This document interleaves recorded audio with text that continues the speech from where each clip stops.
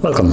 In front of me is a Partner PS2, and today I'll show you how to copy contacts from SIM to the phone and vice versa. So to get started, you want to open up the Contacts app, which is located right next to the phone app.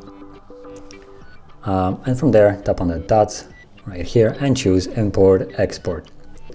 You'll have an option to choose where you want to export or import it from. So we're interested to import it from SIM card, which is the first option.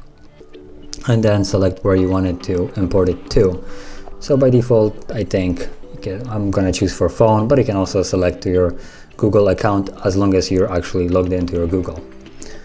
So from there, you'll get a list of contacts that are on the SIM, where right here there's basically none. They're just the contacts that come with the device or with the SIM card. So you can choose which one you like. I think, yep, there you go, by tapping on it. So once you select the ones that you like, all you need to do is just tap on the check mark. One contact will be imported. Okay, sounds good. And there you go. There's a second contact now. So that is how you would import it.